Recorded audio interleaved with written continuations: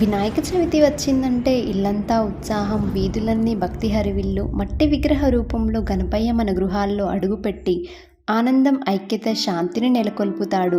9 రోజులు భక్తితో చేసిన పూజలు, నవరాత్రి వెలుగులు ఇవన్నీ నేటితో ఒక భావోద్వేగ వీడుకోలుగా మారుతున్నాయి.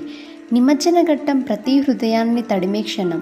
ఉత్సాహంతో నిండిన ఊరేగింపులు, శంఖనాదాలు, భక్తి గీతాలతో సాగిన ఈ ప్రయాణం చివరికి ఒక వీడుకోలుగా మారుతుంది. మట్టి విగ్రహం జలాల్లో లీనమవుతూ పర్యావరణానికి చేరువవుతూ మనకు గొప్ప సందేశాన్నిస్తుంది. వచ్చింది మట్టిలో నుంచే, వెళ్ళేది మట్టిలోకే అని. గణపయ్యను జలాల్లో నిమజ్జనం చేస్తూ కన్నీటి తడిలోనూ హృదయపూర్వక శ్రద్ధలోనూ భక్తులు ఒకే మంత్రం జపిస్తారు, గణపతి బప్పా మోరియా అంటూ. నిమజ్జనం ముగుస్తుంది, కానీ గణపయ్య ఆశీస్సులు మాత్రం మన జీవితంలో ఎల్లప్పుడూ నిలిచిపోతాయి. నిమజ్జనం అంటే వీడుకోలు కాదు, అది ఒక వాగ్దానం.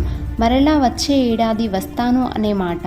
అందుకే ఈరోజు మన కళ్ళల్లో కన్నీరు ఉన్న రేపటి కోసం హృదయంలో ఆశ ఉంటుంది. అయితే ఒక విషయం మరవకూడదు, విగ్రహాలను ఎప్పటికీ విసరకండి, అవమానించకండి.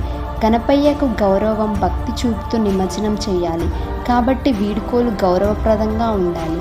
గణేష్ చతుర్థి అంటే పండుగ కాదు, మన హృదయాన్ని తడిపే ఒక భావోద్వేగంగా చెప్పవచ్చు.